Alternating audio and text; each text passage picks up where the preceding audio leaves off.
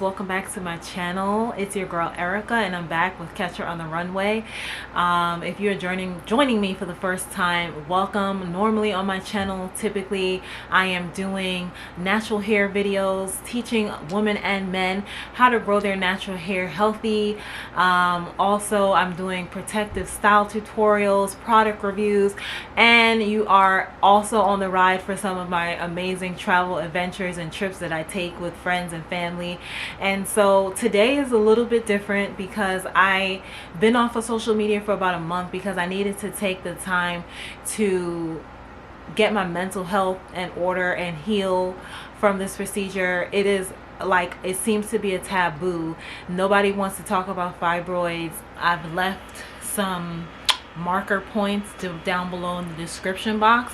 If you want to skip ahead to a specific part of this video, I've left those time stamps down below in the description box, so you can feel free to skip ahead or watch through the whole entire thing. I'm not a person who typically tells my personal stories or personal business on the internet, just because I feel like people who are in my life and in my circle, they know exactly what's going on with me. I'm open and I tell them about what's going on. Anybody else outside of that, they don't need to know your business. They don't need to know your ups, your downs, your struggles. They don't need to know anything. But the reason I'm sharing this is because I do not feel that this is a secret. I think that this is, to me, this is a serious health crisis or health matter in when it comes to women's health. Womb health really affects our whole entire body as women, so we need to talk about this. And I hope that in watching this video it helps at least one person. If it's two people, that's even better. So share this video with friends, families, your girlfriends, your husbands, your brothers who might have wives and daughters, whoever. Just get this out to as many women as possible so that we can start an open discussion, so that more women can know about their options when it comes to fibroids, period. Today is the topic of fibroids. So I recently had an operation, fibroid related. For those of you who do not know what fibroids are, they are benign tumors or muscular structures that surround a woman's uterus. Okay, they are almost always never cancerous. So if you have fibroids and you found out you have fibroids, more than likely it is not cancerous. It's not something to be worried about to that extent. Okay, so that is one thing to know. It is very common among women. In fact, there's a lot of studies that show women between the ages of 30 and 50, there's an 80% chance that you will have some type of fibroids in your lifetime, but especially between those ages of 30 and 50 for women. Black women or women of color, we have a higher percentage. We're about at 80% chance of having fibroids in our lifetime, and white women are about 70. There's studies that show that, you know, people of color or women of color, we have higher cases of fibroids because we have pigment and, you know, the melanin in our skin, that it kind of lowers the skin's ability to make vitamin D that comes from sun exposure. So, you know, there's so much research, there's so much information out there. There's no 100% solid fact or thing that they say that of why fibroids are caused. And that's the really scary thing. So it also is possibly hereditary. If your mom has, or people in your family has it, it can be hereditary. That's one way to get it. It's linked to food, eating red meats, alcohol. Let me see, I wrote a whole bunch of stuff down here so I wouldn't forget. Obesity is linked to it. We already talked about genetics. Hair products, relaxers, dyes, all of these things they have found are linked to why people have fibroids. But I just think the fact that 80% of all women may get fibroids in a lifetime, this is all races, we need to talk about this. Like, we need to spread awareness. We need to get to the bottom of this, you know, as far as I'm concerned. I wish I knew more information about it, before I went through my struggle, and I had more knowledge on it, because literally when this kind of came upon me, or literally when I found out about it, I started digging, doing my research. I had no information, absolutely no clue. The symptoms of fibroids, for those people who may have symptoms, if you pay attention to your body, you know what's going on, because I am that type of person. Some of the common symptoms are heavy period bleeding, like extreme heavy period bleeding, feeling fullness in your pelvic area, or like if you touch your pelvis area down there, you kind of feel like a hardening in your lower area. That's one of the symptoms. An enlargement in your lower abdomen. So some women who have fibroids, they may look like they're actually pregnant. That's why, don't go around asking people if they're pregnant, or, trying to watch their wombs or womb watch, because you don't know what somebody's going through. So that is one of the signs of having an enlarged lower abdomen area. Frequent urination, very common. Pain during sex. Lower back pain, complications during pregnancy, like a lot of people will suffer from miscarriages. There's so many different symptoms out there. Me personally, my symptoms that were happening, that I had no idea that these were even symptoms of fibroids. I just thought, okay, what's going on? So for me, I had absolutely no pelvic pain at all, no back problems, everything was fine. For me, what I noticed was a heavy period bleeding. Within the last year, I noticed that my period bleeding was so heavier than usual. When I say heavy, I mean like during my cycle. And if this is too graphic for you guys, then you could skip ahead, that's fine. I'm a very graphic and detailed person in real life, not just on on YouTube or right now. So I'm very detailed, and I will get into the nitty gritty. But so basically, I had heavy period bleeding. It was to the point where like I would have to change a pad every 2 hours just to not soak up a seat or soak up something. It's been insane. And so that was one of the first signs of fibroids, and I had no idea that was a sign. I just thought like, okay, my period blood is just overly heavy. I had no clue. And then another sign that I didn't know about that I had was the frequent urination. Had no idea. So apparently when you have fibroids, they can push on your bladder. So that's what was happening. So I had frequent urination. So it's different for everyone. I recommend going to your doctor, getting checked out. Many people have fibroids and it has no effects on them.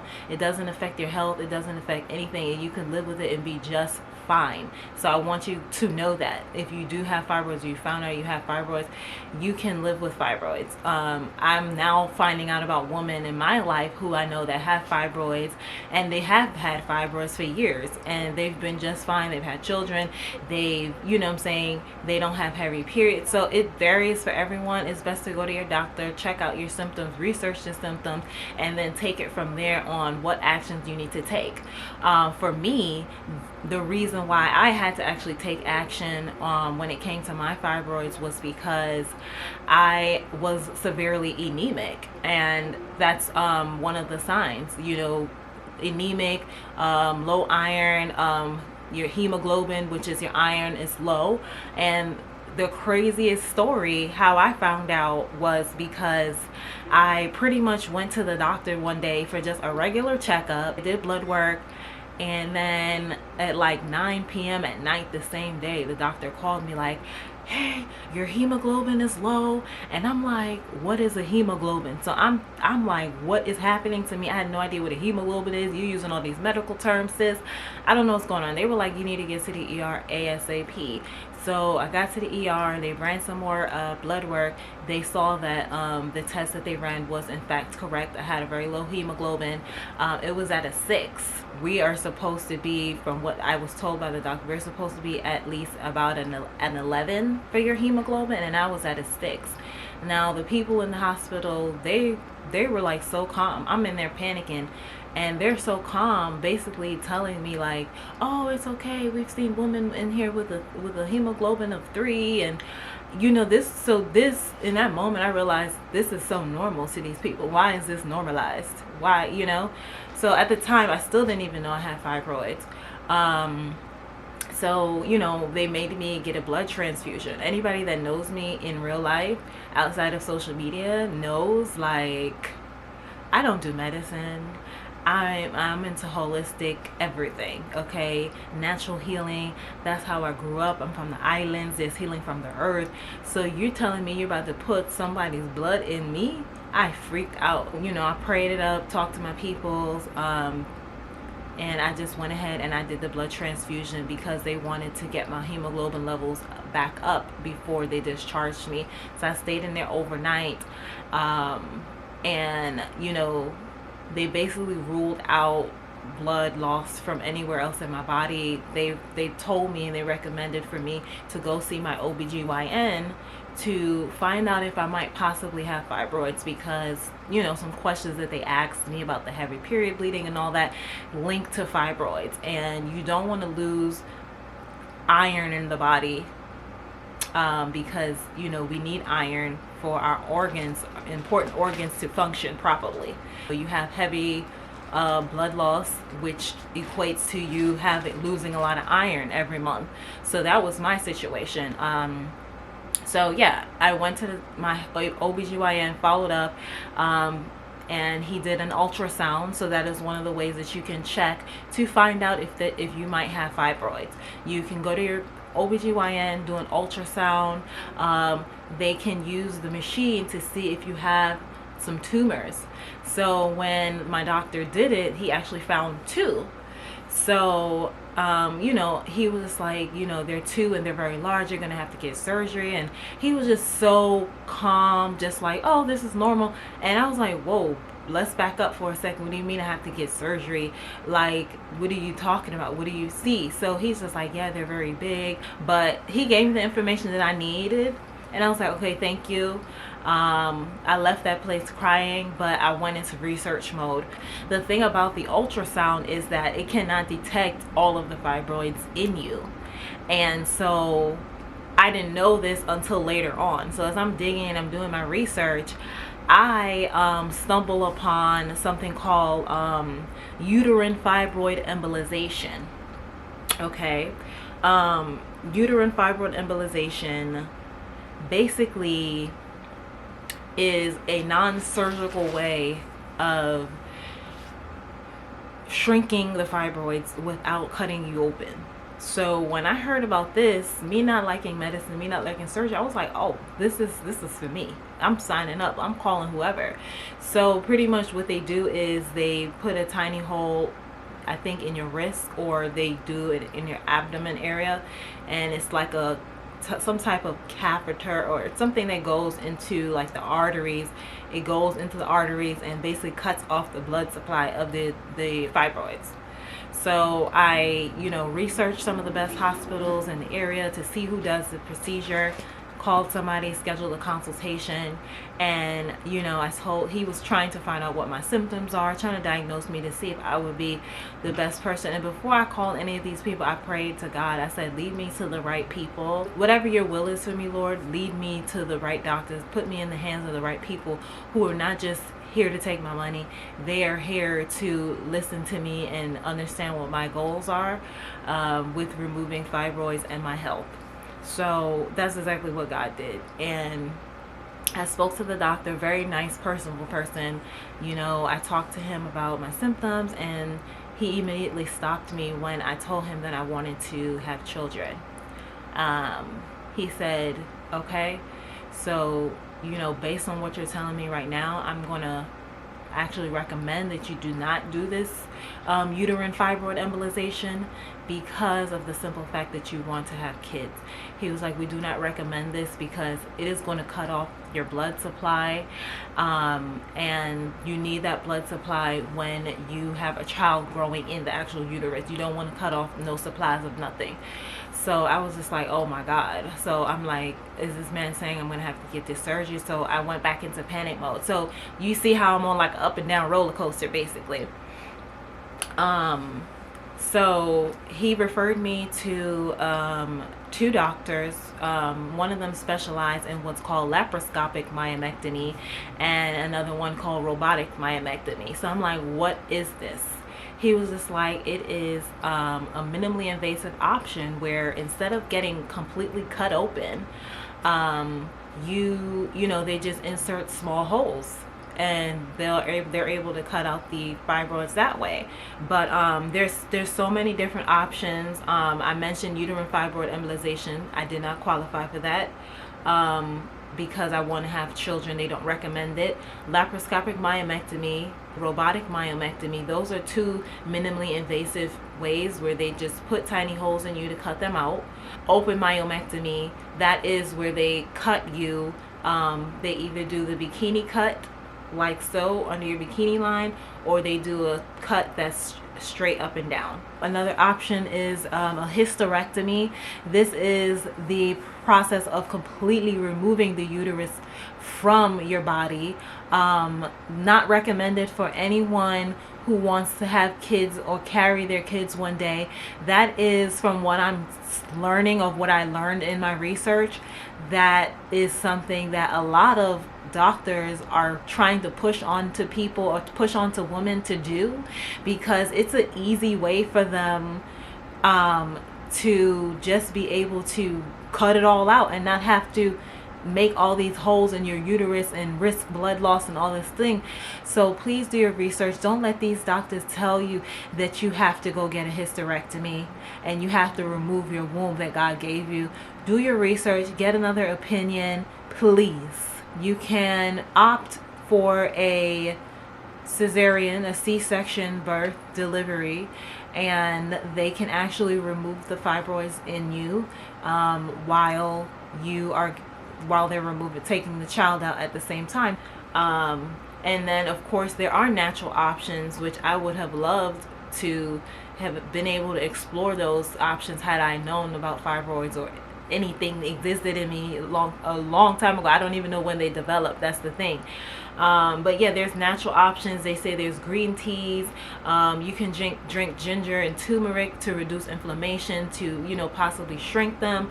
There's castor oil treatments, yoga. There's hormone balancing medicines. There's so many stuff. So do your research, talk to your people, find out what your options are. And then there's also an option to do nothing. People live with them.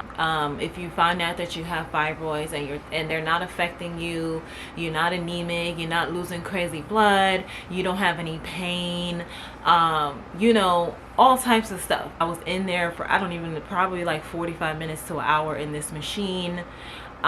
Pretty much the MRI is another way to really look to see a better picture of what's going on inside of your uterus or inside of your body, period. And so when I did the MRI, they found 15. At this point, I couldn't even cry no more, because from the moment I found out I was anemic to me having fibroids, I had shed so many tears. I just was out of tears at that point. I decided to contact the doctor that does laparoscopic myomectomy. And let me just make a disclaimer, guys. I am not a doctor. I am not a physician. I'm not a medical expert in no type of way. This is information that I've researched online, and also I've consulted with doctors, several doctors and I've got their medical advice, and then I've also spoken to my God above to help me move forward and take these steps, because it hasn't been easy. So fast forward to my actual experience in what I actually went through. She has me come in for a consultation. By then I had my MRI results, and it's within the same hospital network. So good thing about it is they have instant access to view my MRI before I even get there, so they can kind of evaluate the situation or whatever. So, I pull up for the consultation, and I went in there prepared for her to give me information about getting the laparoscopic myomectomy procedure done, so that I could be cured of my heavy period bleeding and cured of being anemic and get back to my regularly scheduled life. Okay, so when I walked in there, I walked right out. Basically, I went in and she was like, based on the amount of fibroids that we found in the MRI, and based on the placement of them in the uterus. As right now, you do not qualify for laparoscopic myomectomy because it is dangerous. We need to get in, we need to do a lot of cutting, and we don't have the room to do all of that cutting with just a minimally invasive procedure. Instant tears. I was just like, oh my God, like, do I have to get this major surgery? I even started thinking back to like, okay, maybe I can go back to looking into holistic ways, you know. It was just really, really scary. She was talking to me about getting cut open. She was talking about saving eggs, fertility, all these things that had nothing to do with me because I've never tried to have a child. So I was terrified. I left the hospital in tears. She said, you know, I have a date open December 23rd, which is 2 days before Christmas. And if y'all are fans of my channel, people that watch, friends in real life, friends on social media, you know that Christmas is a huge deal in my family. So when she told me they had a date on the 23rd, I was like, whoa. Like, looking at the calendar, I'm like, that's 2 weeks away. So she was like, I can reserve the date for you and you can take your time, go home, think about it, do what you need to do. And I left that hospital quick, fast, and in a hurry. I was just like, I'm not doing any of this. I'm not cutting myself open. I'm not doing none of this. I was like, you can put whatever dates on your calendar you need. I just got to go. I need to process this. And that's what I did. I sat in the car, cried for a bit, called my mom, told her what was going on. And I just was like, I just feel like this is so much for me to decide in 2 weeks if I'm going to have a major surgery or not. It was so terrifying. I've watched so many women who had the open procedure, and honestly, it was me watching those videos on YouTube from other women who've been through the procedure. They went through the ups and downs and they are okay today. They're living their best lives. That is actually what gave me the motivation to say, okay, I can do this, along with prayer, along with talking to friends and family. Like, it was a combination of all things that made me say, okay, you're in God's hands. You know what I'm saying? He put you in the hands of the right people. You prayed about this. You are going to be okay. You are going to be okay. I had to keep telling myself that. Up until probably the day of the surgery, I still wasn't even sure if I was about to walk into that hospital. Keep in mind, we're in a pandemic. You know what I'm saying? It's bad enough to be having surgery, but then we're in the middle of a pandemic, COVID-19. So it's just like, you got to worry about catching the virus on top of surgery, on top of not having visitors and people being allowed in the hospital. Like, it was just so many elements. I was like under attack in my head and my heart. It was just a lot to really deal with. But, you know, skip forward to my surgery date. You know, I went in. They told me they called me the day before. They said they will call me the day before to let me know, you know, what time I have to report to the hospital, what time surgery will begin. I wasn't allowed to eat or drink anything 24 hours before the surgery, so I was starving the next day. I don't know how these women recorded themselves in the hospital on YouTube and did all that stuff. I didn't have the strength, the energy, the mental capacity, the emotion to even pick up a camera or think about anything except for like, Lord, get me through this. So thank you, women out there who shared your stories, because many of you guys actually helped me go through this and get through this. You guys helped me to know, like, I'm going to be okay. So, you know, I went in on the 23rd. You know, there was a huge lobby downstairs. They only let one person escort you upstairs to, like, the sign-in area to fill out your check-in paperwork. So my mom decided she was going to go. My boyfriend stayed down in the lobby. She was supposed to not go into the prep area. They were supposed to stop her at the upstairs waiting room, but my mom, being who she is, finessed her way into the prep area where I would be prepped for my IV, you know, signing paperwork, just giving me information, talking to anesthesiologists, talking to the blood team. I had so many teams of doctors that were going to be in the room with me, and they all wanted to talk to me, all meet me. I was just so blessed and happy to have like a professional medical team. Everyone came to introduce introduce themselves to me, to talk to me about what their role is and what their job is. Like, you know, my anesthesiologist came and said, you know, this is what I'm going to be administering to you. And I had, like, I think blood doctors, they were there on standby so that if I am losing too much blood during the surgery, they were there to make sure that they replenish my own blood. It's called like a blood saver or something. And you know, that was important for me because being a person that's anemic, when you're getting surgery, losing that blood is very, very scary. So doctors have to be prepared for that. They don't want you to lose blood. You need your blood. I was probably in the prep area for probably like an hour. It felt like 5 hours to me, but I was probably there for an hour. They made me change out of all my clothes, everything. They took all my belongings, and at that point my mom had to leave because I had to go into the ER. I went in. It was scary as heck, guys. I felt like I was in slow motion. I think they gave me some type of drug to like calm my nerves or kind of sedate me a bit before I walked in. And I don't do medication, but whatever they gave me, guys, I'm grateful for whatever it was, because I don't know if I would have followed that lady and followed her to the OR at all. But I walked into the OR. Several doctors, MDs, specialists, med students. It was like 10 people in this room. It looked like something from a movie. I walked in and I'm like looking around like, oh my gosh, like, Jesus, be with me. I'm just like saying silent prayers like, Lord, be with me. So they all start coming towards me like this, swarming me.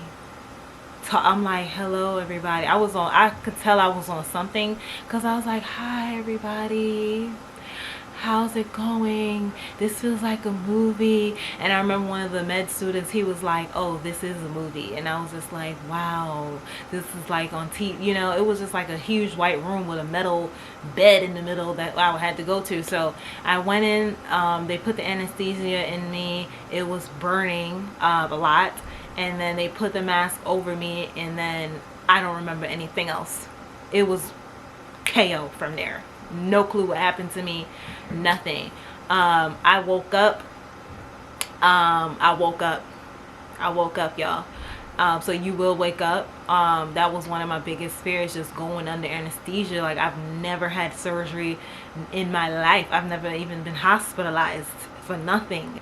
So I woke up, and I just remember looking around in the room. I was just like, where am I? Where am I? That's what I remember saying to myself. And I was like talking to God, because I felt like it was just me and God in the world at that point. I was just like, Lord, where am I right now? I don't know where I am, but I feel alive. So thank you for wherever I am. And then the nurse saw that I was up. She came over to me. She was like, hi, Erica, you're in the recovery room. I was like, oh, hi. I was just like, wow, like, how long was I in surgery? She was like, I was in surgery for 4 hours. I was like, how many fibroids did they find? Was it 15 still? She was like, they removed 28 fibroids from you. I was just like, what? I was like, was that all of them? Because the doctor did tell me that it's a possibility that they may not remove all of them if it's not necessary, in order to not have you bleeding excessively unnecessarily, and if it's also not safe to remove all of them. So in my case, they weren't deep into the uterus, so they were able to safely remove 28 fibroids from my uterus. So when she told me this, I was like, was that all of them? She was like, yes, they did. I was just like, oh my God, thank you, Jesus. And she told me that I had a bikini cut. I was like, thank you, Jesus. You know, I think that, you know, the skin will heal great no matter what cut you get. So I just want to let you guys know that. And so I was so grateful. The bikini cut was like this, literally this was the size of it, from here to here. So small, so thin, and it almost looked like I didn't even have a major surgery. It was just a miracle. It was beautiful. The doctor was just so amazing. I feel like she was so particular in not cutting too much, but just enough to get the job done, to preserve everything, my skin, and I think she took my healing into consideration. So By the time that you guys see me in a swimsuit this summer, you would never know that I had surgery. Like, this thing is, it's been about 3 weeks now since my surgery, and the scar is almost not even there. Literally just a thin line going across. I'm just like in shock. You guys will be okay. You will be okay. The worst part of it is the recovery process. That is something I could say I was not mentally prepared for. I watched videos. People said they were in excruciating pain. Nobody's pain, I think, is ever going to be the same. What these women talked about is similar to what I experienced, but then some. I had my own experience. So, I will say, when it comes to preparing for recovery, these are the things that I've taken from women that I'm glad I listened to, because it did help me. So I feel like this can help you too. Number one, I had take care of your hair. Something told me that I should do my hair before this surgery, because I don't know what condition or what state I'm going to be in. Asked me if I did my hair before surgery. I was so in panic mode. I had so much going on, trying to do Christmas shopping because the surgery was 2 days before Christmas, trying to like take care of everything else but myself. And so I never did my hair before the surgery. I just literally went to the hospital with 2 cornrows in my hair, literally 2 cornrows, and big mistake. So please, ladies, if you need to do your hair or put it in a protective style, something where you don't have to do anything at all, because I'm telling you right now, you cannot do nothing for yourself for at least the first 2 weeks. At least that was my experience. So do your hair, do a protective style, laundry, cleaning, anything that requires physical activity, physical movement. Do this ahead of time so that you don't have to worry about anything after surgery except for recovering. Okay, that is one thing that I did take for advice, to clean up and straighten up and do all that stuff ahead of time. I did laundry, everything. Another thing I got from someone was to bring a pillow for the ride home. I'm so glad I listened to that. Pretty much coming home, the ride home was torture. Okay, it was torture. I'm going to be honest with you guys. My sister was driving. I had my mom and my boyfriend in the car. She was probably driving like 5 miles per hour. When I tell you, every lump, every hump, every bump on the road was excruciating pain. It took me I was 25 minutes away from home, but because of how slow they had to drive me, I think it took us maybe 40 minutes to get home. I don't even know. All I know is I spent the whole ride home crying because everything hurt. Coughing, sneezing, laughing. Forget it. Just forget about any of it. You cannot do it. If you do it, it hurts. It feels like your whole stomach or your whole pelvic or bikini line area is about to explode open. Everything is about to explode open. It's excruciating. I cried half the way home, the whole entire time. But that pillow I was able to put it in between me and the seatbelt to kind of take away some of the shock. You will need somebody to be with you for at least 2 weeks straight around the clock. When I say I could not do anything for myself, I could not do anything for myself. Now, after the surgery, like when you're in the hospital, I spent probably 2 days in the hospital. They want you to walk around right away. They want you to walk. It's really important to walk. It may hurt no matter what. You need to get up and walk, because number one, laying in bed all day can cause blood clotting, and you don't want that to happen, because that's a whole nother problem. So walk. No matter how much it hurts, push yourself through and walk. I had to urinate on my own because they had me on a catheter for the first entire day. When they take it out of you, they want you to urinate on your own. You will see blood for the first couple of weeks. It's normal to see blood because everything is healing. You had a lot of blood loss. Don't be alarmed. And they also want you to pass gas. Those are the 3 things that I had to do before they gave me clearance to say, okay, we can begin preparing to discharge you from the hospital. And because I lost so much blood after surgery, my hemoglobin was at a 4. Okay, they also wanted to give me another blood transfusion before I left. They sent me home with like 10 bottles of drugs, including opioids, and I'm not a medicine person. So for me, when they wean you off of the IV drugs in the hospital, the real pain starts when you get home. Make sure you follow the instructions on the labels and from the discharge paperwork. Don't just pop pills, y'all. But they're gonna send you home with so much drugs because they want to prepare you for all levels of pain, all lengths of pain. All of this, and this is not even all of them, okay?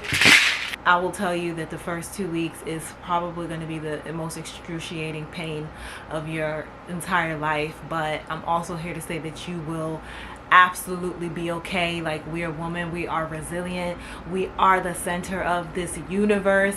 You know, this is why we have to get our wombs taken care of, because our wombs are the center and it is also the core of us. So it's about 4 weeks, exactly a month post-op or post-operation, and I am doing great. I'm walking around the house, doing things for myself, using the bathroom, I'm showering. I still can't rub that area, but I'm showering on my own without assistance. I am so grateful, I'm so happy, and I'm so blessed that I had a great medical team, that I came out of this and I'm okay. And I am 100% fibroid free right now. I've decided to make some lifestyle changes as far as like the foods that I'm eating. I'm getting more strict on it. I was always a healthy eater before, but now I am like super strict on just my diet right now. My hemoglobin levels are back up. You know, I just did my follow-up appointment about a week ago, and I'm happy to report my blood results came in and my levels have gone up to about a 9 or 10, which is amazing. When I had surgery, I came out of surgery, my hemoglobin was at a 4. I will be working with a dietitian, nutritionist who also believes in holistic healing, so I'm really excited to start my journey with that. When I have clearance to go back into the gym, I will be working out, just doing extra things and taking extra steps to be more on top of my health, more than I was before. You know, fibroids is not something that you can really predict. You can eat healthy, exercise, do whatever, but if you are prone to fibroids, studies show what the doctors are saying is you're going to get fibroids. So it's a matter of, you know, just doing your research, doing what you need to do. And I really hope that this video helps someone today, even if it's just one person. Talk to your friends, talk to your family. I'm literally, it's amazing, the whole journey, and I'm just so happy to be here to be able to share this with you guys. Go ahead and follow me on Instagram. I'm on there at Catcher on the Runway to see the return of a queen. I'll be back soon. But yeah, thank you guys so much for watching. If you have any questions, feel free to leave a comment in the comment box. You can slide me a DM, email me. I have all my social media is Catcher on the Runway on Facebook, Instagram, and YouTube. So reach out to me whichever way you feel comfortable, and I'm happy to answer any questions.